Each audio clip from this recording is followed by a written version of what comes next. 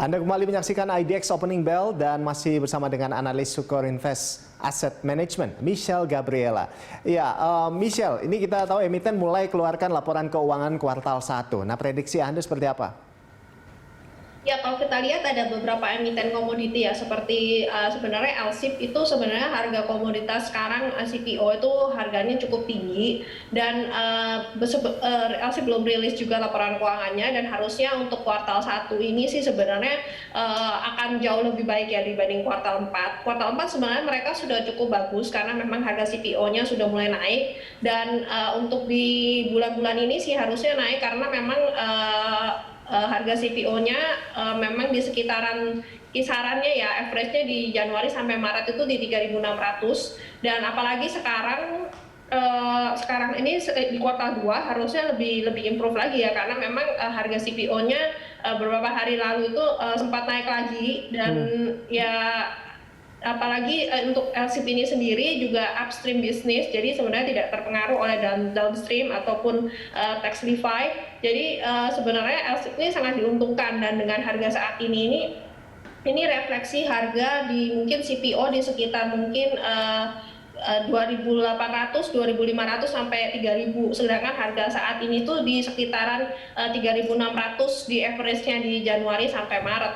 Nah, dan harga saat ini itu jadi belum terefleksi di laporan harga saat ini belum merefleksikan laporan keuangan yang baik untuk LSIP. Dan juga kita suka pegas sih sebenarnya karena memang ada allowance tax ya, untuk yang tahun lalu itu mereka sudah allocate taxnya yang untuk dispute dan itu mereka udah allocate semua. Jadi mereka sudah bersih harusnya. Kalau misalnya pun sampai mereka dituntut ya mungkin problemnya di cash flow, memang cukup besar di cash flow. Tapi kalaupun misalnya di laporan keuangan itu tidak masuk lagi di income statement karena mereka sudah cadangkan semuanya di tahun lalu. Jadi harusnya tahun ini sih sudah tidak ada beban lagi dari yang lain-lain. Jadi harusnya tahun ini Pegas bisa bagus dan kemarin sudah turun cukup dalam, sempat naik juga. Tapi menurut kami sih masih bisa naik lebih tinggi lagi sih dari harga sekarang karena memang semua isunya sih sudah di-price in di laporan keuangan kemarin sih. Ya, nah ini kan kita tahu bahwa Grup Astra juga sudah mengeluarkan laporan keuangan kuartal 1. Pendapat Anda seperti apa?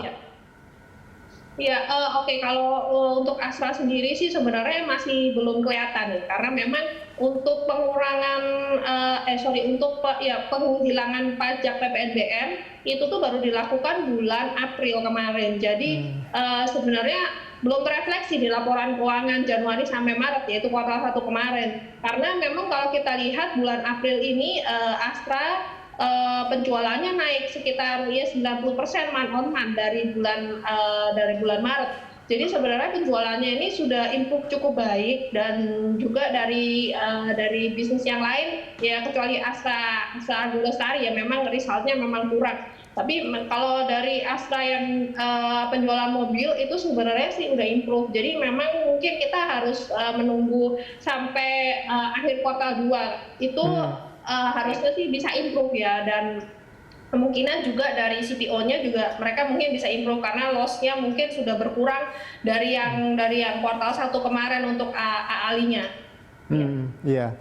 Nah sekarang kita ngomongin soal saham perbankan. Nah ini seperti apa nih Michelle?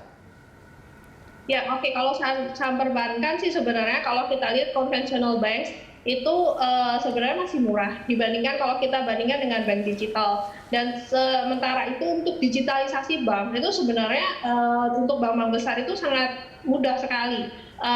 Karena mereka juga sekarang semuanya rata-rata sudah punya mobile apps dan sebagainya. Dan kalau kita lihat valuation gap antara bank-bank digital dengan bank konvensional itu gapnya sangat jauh. Kalau kita lihat PBV untuk bank digital itu di sekitaran 7 sampai 8 kali PBV. Sedangkan kalau untuk bank konvensional dengan kategori misalnya buku 4 itu tuh PBV mereka tuh paling besar itu di 3 sampai 4 kali. Nah ini ada juga yang sekitaran 1 kali PBV seperti BNI itu 1 kali PBV. Dan menurut kami sih sebenarnya juga makanya saya tadi bilang bahwa memang di LQ45 ini masih banyak saham yang murah dibandingkan misalnya saham-saham kecil dan sebagainya. Karena memang misalnya saham konvensional ini masih di sekitaran 1 sampai 3 kali PB. Jadi kalau dibandingkan dengan bank digital ini sangat jauh, sekitar gapnya ya 100%. Kalau misalnya kita mau dia bisa improve sampai 7 kali PB misalnya, itu tuh bisa 100%.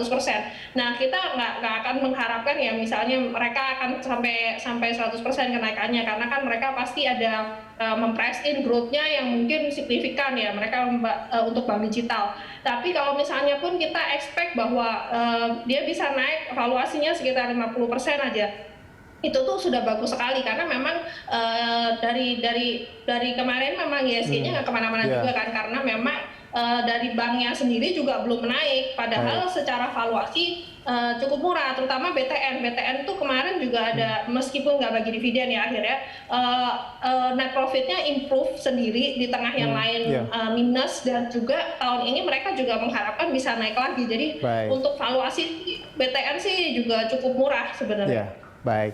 Ya, terima kasih Michelle atas informasinya dan selamat beraktivitas kembali. Pemirsa, demikian tadi analis Sukor Invest Asset Management, Michelle Gabriela.